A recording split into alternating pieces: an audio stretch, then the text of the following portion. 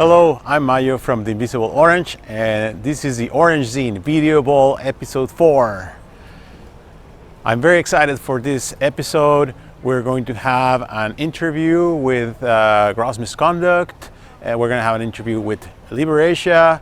We are going to have music videos from Liberatia and from Demon Cleaver, but we're going to have the world premiere video of GROSS MISCONDUCT, A Place of Bones.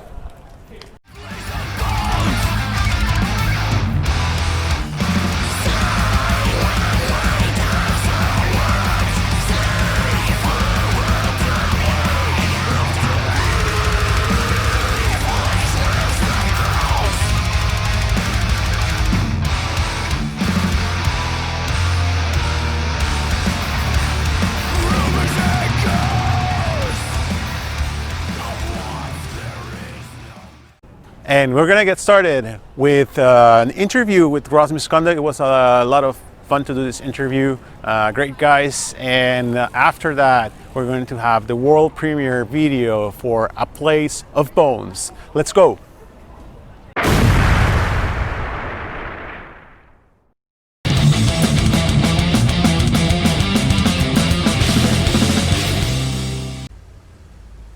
Here we are with GROSS MISCONDUCT. Very excited to have you guys here for the interview. Thank you very much for your time. And thank you.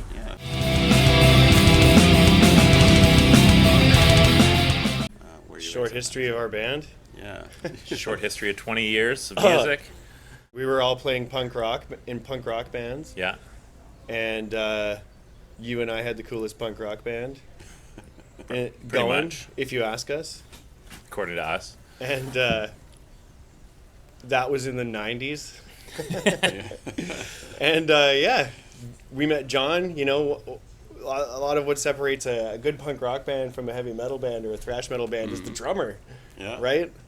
We roped John into our circle. And when you guys moved to Vancouver? 17 years ago? 17, yeah. Something like that. It was actually, John had to go, he had school. Yeah. And he was like, hey, I'm going to school. And we were like, you know, we could, at the time, we transferred with work, and it was pretty easy to kind of make that move.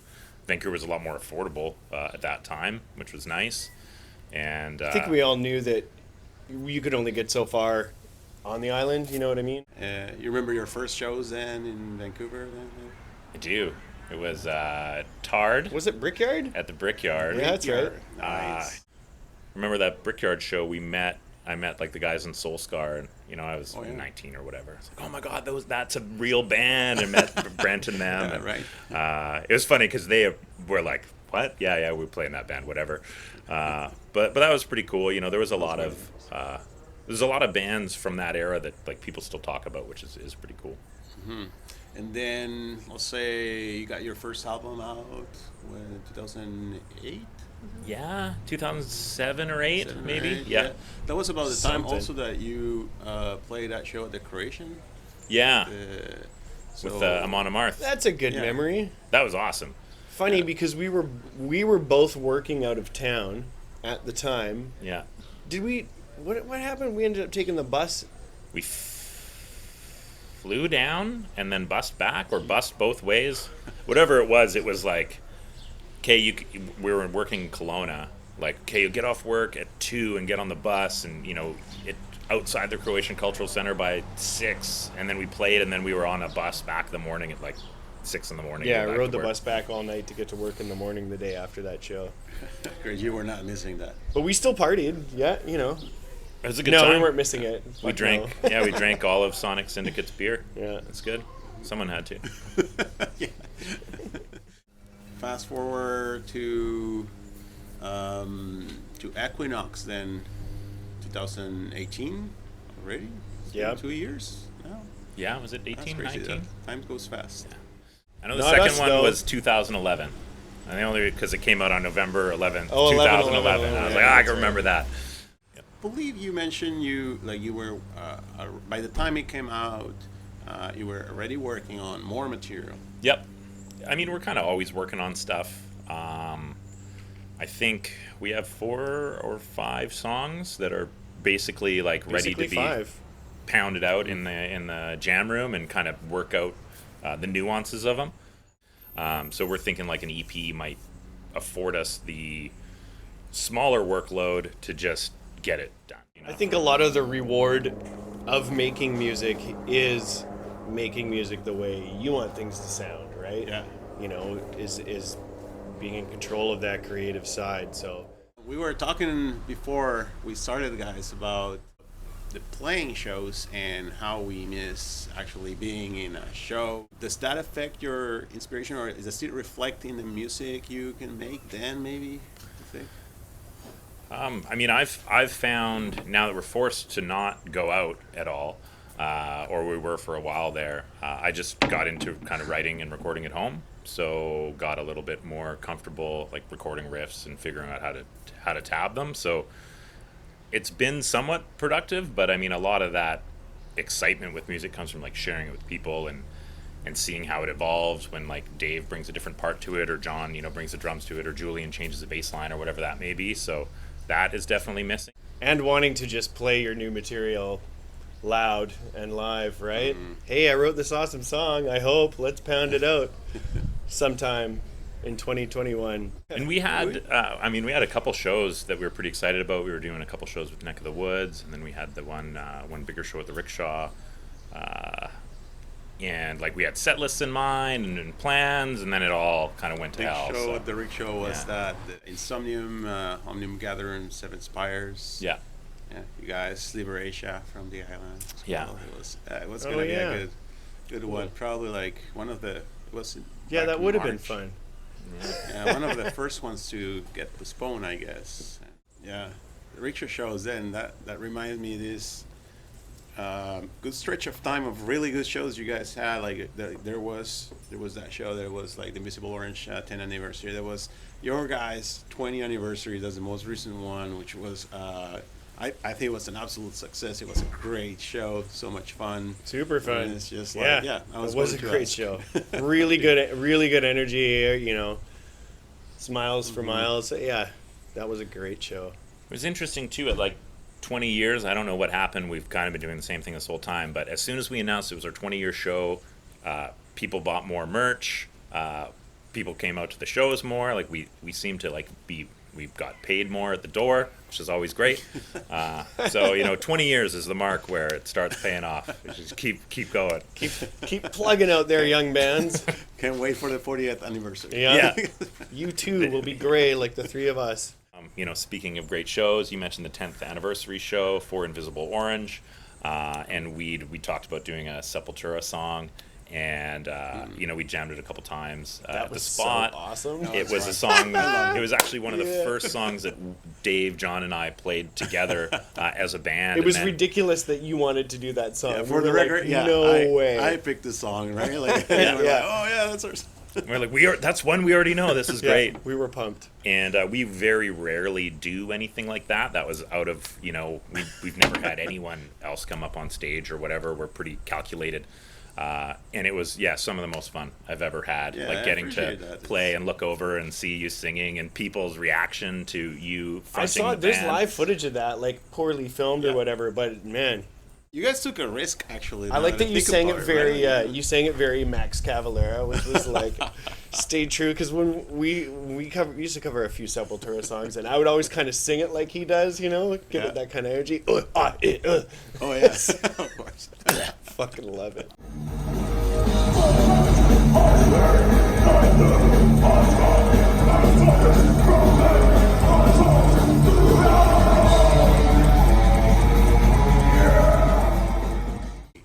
Well, I will say straight before, that so I was the like, third time we did it versus the Perfect. first time, you got a lot better. Yeah. The first time we were like, okay, you can do this. We can pull this off. And then by the time we played it live, you killed it. No, you killed it. It was awesome. Yeah. Nice. Now let's talk about the video for Place of Bones, right? Like that we were putting out. You're putting out soon. Yeah. Yeah, we shot that a little while ago, like pre-pandemic, might be even a year ago, at Rain City. And we just had an extra day left over from the Equinox sessions. And thought let's go in and bang out a couple live songs, show people what it sounds like, just fairly raw. And Julian had some friends that could do the video work, and Can you say what's the other song, or is it a surprise? I guess it's not a surprise. It'll be Equinox. It's not now. Equinox. So yeah, we picked a couple that we didn't have already. So we didn't do Triserpentine or Exhaustive Integral because we have those from the Rickshaw. So now kind of half the album we have pretty good quality live footage of, which is nice. Final message for the audience here. Yeah, stay tuned to Gross Misconduct. We got a lot of stuff going on right now. Yep. Check out the videos. Things we haven't even mentioned yet. Yeah. It's coming. Buy merch. Those are still surprises. I feel musically, I think this band has a lot more to say. A lot more to say. I see beyond the next album. I think there's a lot of growth happening right now. So. And our entire discography on Bandcamp right now. Pay what you want. Thank you, Gross Misconduct, for the interview. It was a lot of fun. Hope you enjoyed it. Hope everybody enjoyed it. And now, this is Gross Misconduct with A Place of Bones.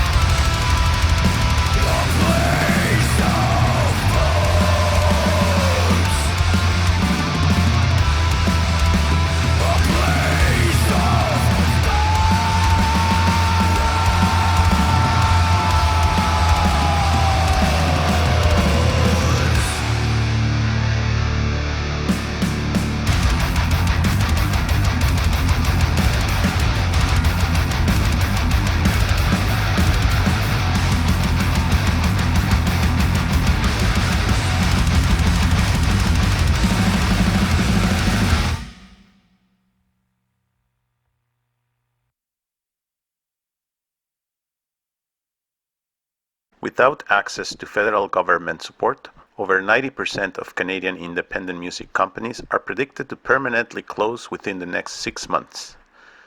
If venues are forced to close their doors for good, musicians will have nowhere to go.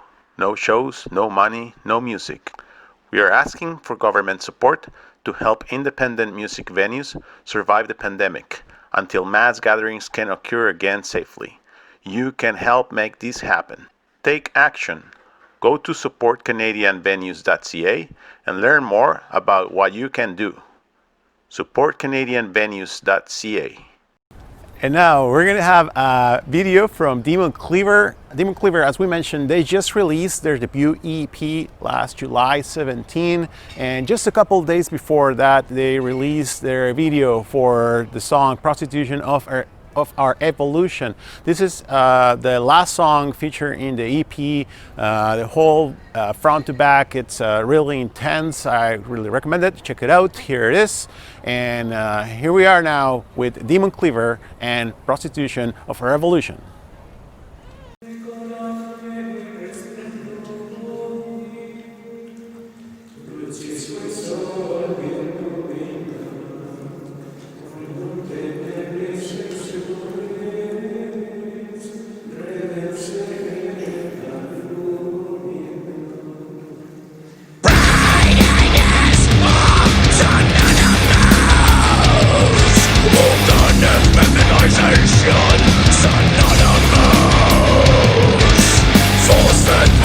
Beyond repair, fragmented illusions of neural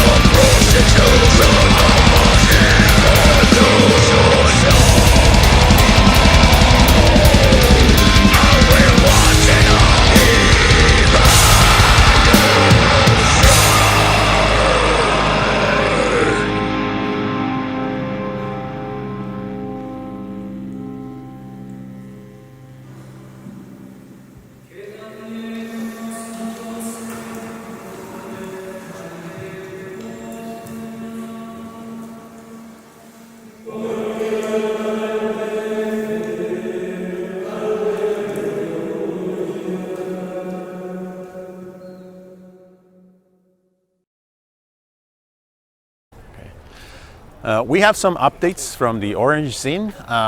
Mainly, we have a new music review. Sasha reviewed the album Catacombs of Bedlam from Postmortem Procession.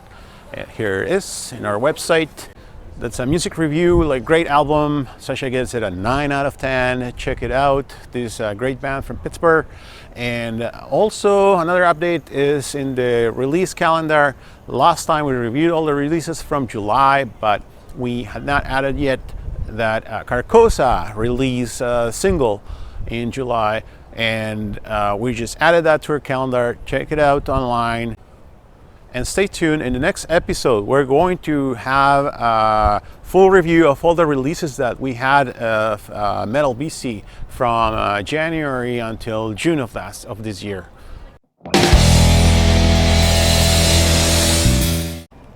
And we're almost at the end of the show now. Next, we're going to have a music video with Liberatia, but more importantly, we have an interview with Liberatia. We did this interview remotely. The guys recorded it there in the island, and we coordinated through online collaboration, as a lot of people are doing things these days, and it worked out great. Actually, as we mentioned, Liberatia was also scheduled to play in the same show as GROSS Misconduct, opening for Insomnium last March 28th. And unfortunately, it was one of the first shows to get canceled, postponed. We're gonna have news for you soon. Anyway, here is the interview with Liberatia, followed by the music video from their latest album, also released on July 17th, same day as Demon Cleaver. Their album, actually the EP, it's called Where the Gretsch Lies Slain. And their music video is for the song Adaptive Biology. So here it is, Liberatia interview followed by Adaptive Biology. Hey, we're Liberatia and we play death metal. These are our names. I'm Aiden. I scream and play bass. I'm Leiden. I'm the drummer. I'm Trillin. I play guitar and backing vocals. And I'm Nick. I also play guitar. Alright, so I guess the beginnings of Lib go back quite a ways. It all kind of started coming together when Trillin and I went to elementary school together. We started in kindergarten, and we stayed friends for up until now, really. And eventually, I guess, how music kind of started for me was like my parents ended up buying a Rock Band game for the Xbox, and I was like, oh, you know what, drums are actually kind of sick. Wouldn't it be nice if I played drums? So I ended up getting a drum kit later that year.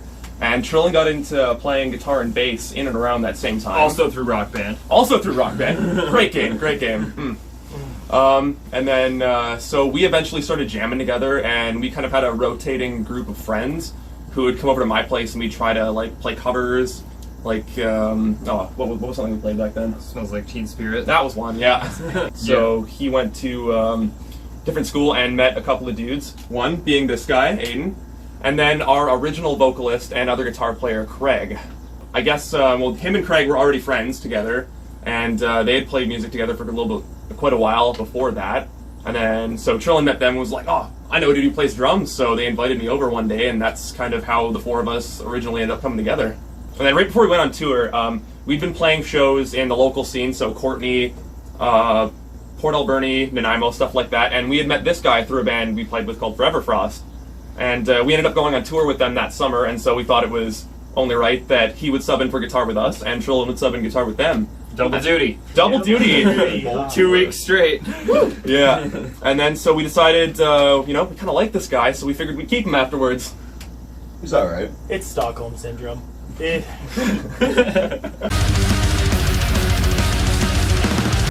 So, most of those songs, all of those songs, were primarily written before we moved to Victoria 2 years ago in Courtenay. Me playing guitar in a basement with some shitty MIDI drums in the background. And then me and Leiden started getting together at my house, and he would like program in some cool shit. And that's kind of how all of those songs came together. So we recorded them right up here, right behind us. And this guy right here. Oh yeah. We recorded everything at home.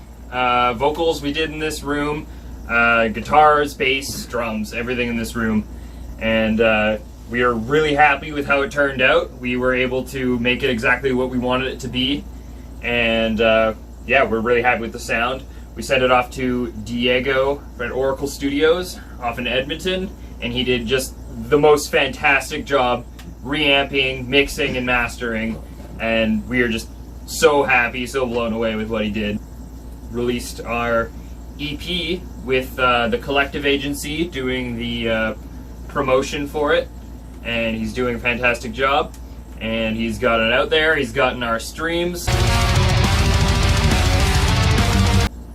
Yeah, it's kind of nice too, like, you know, with Matt kind of getting it out there sort of thing, we, it kind of brought up a lot of, like, media reviewers that have kind of done a couple of reviews on it, and it's been really neat to see, like, our work actually be out there and reviewed by somebody that wasn't really our friend sort of thing, because, you know, you have friends in the scene, everyone's like, oh man, sick set, bro, yeah, that was amazing, best thing ever, but to actually have somebody who doesn't know you say, like, you know, like, we had 2 reviews that were, like, what, 9.5 out of 10, and a lot of people were saying, like, a lot of replay value, and that the quality specifically of the recording was, you know, a big feature for it. So, I mean, you know, that kind of review back from people is awesome. And I mean, I think that really comes out strong too with the fans that you know, listen to it. Hopefully, once the COVID's over, we will be planning a tour of North America wherever we're permitted to go. We would love to hit the US at some point. We're not sure when it'll open back up. Yeah. We've done it across Canada before, and we had do another. the best times of our lives, so we'd love to do that again. Yeah, that's right. I want to go back to Montreal. Montreal, yeah. European tours, if they are a option, or Mexico. We've had offers, but it probably also won't be an option for a while. And we have another album in the works. Not too many details, but we have a good amount of the songs mostly demoed, and we're pretty fucking happy with how they're sounding, for sure. They're coming along. Yep. Hope you like riffs. We got riffs. Rips Like, for what now? days. When everything kind of shut down in BC was like the week after everything shut down was supposed to be like the biggest week of our career sort of thing. You know, we were opening for Archspire, both the Canby in Nanaimo and at the Lucky Bar in Victoria. And then, of course, the weekend after that, we were to play at the Rickshaw, opening for Insomnium and Omnium Gatherum, which also was like a dream show for us, because I mean, like, I think that's Leiden's favorite Insomnium is my favorite band of all time, so that was so cool. But yeah. Super cool, super crushing. Yeah. You know, whatever, right? it is rescheduled though for next year, so that's something I'm looking forward to we for are. sure. Yeah, that's right. That's right. I think it's. Might be. Anyways, it's next year. Are we allowed to talk about that? Oh Am I, are shit. we allowed to talk about that? You be the judge of that. Yeah. We might have just did a bad. You might have done that. Sorry, you can edit that out. Yeah. That's cool. In Adaptive Biology, we went off, recorded a music video. We did for the Flayed Man as well, which was done by Matt Gladman, and he is amazing. Yeah, he did Keyworks at Design. Keyworks Designs. Yeah. And that video turned out like that exceeded expectations. Oh my god. Hell yeah. That Like, was incredible. Well beyond. Yeah, so that was our first music video for the Flayed Man, and then Adaptive Biology was the second single we put out. This was after we had recorded the whole album. We had it all done. We wanted Adaptive Biology to come out because we had gone off to Salt Spring Island, my dad's property, and he helped us film what is the probably most fun music video that we made, for sure. The most DIY video you will ever see. Yeah, the budget was about $300. Most of it was spent on expensive pool noodles. And beer. And Oh, and beer, beer. Yeah, beer that's and beer. shots of alcohol. Yes. Oh yeah. It was Very.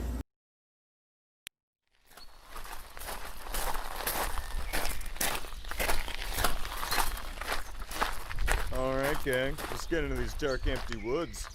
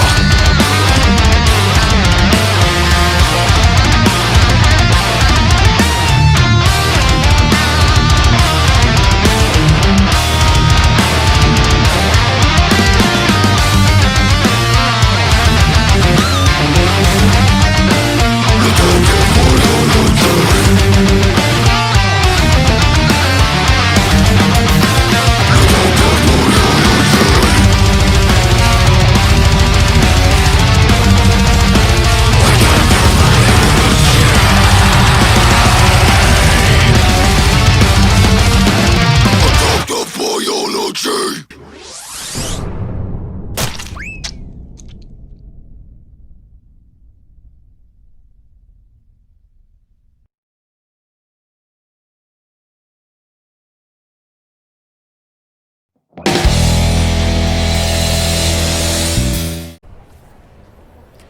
we are at the end of episode 3, and I really enjoyed doing this episode with all these great bands, GROSS MISCONDUCT, Liberatia, and Demon Cleaver. Thank you very much, guys. And we have episode 4 ready and a lot of plans, like for the next ones as well, and some special ones too. But although in the first 2 episodes we already have a couple hundred views on each one of them, which is great. Thank you very much, everyone, for the support.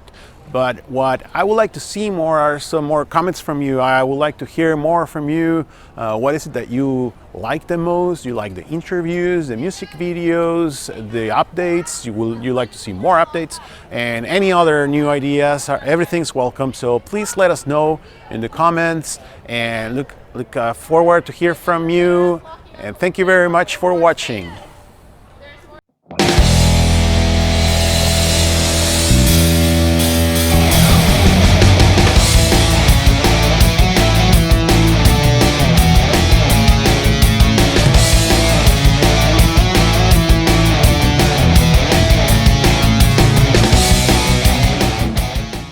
Has influence then here we have some birds flying around. You know, so it's nice. I'm gonna get pecked to death. Do you think that influence then, like sometimes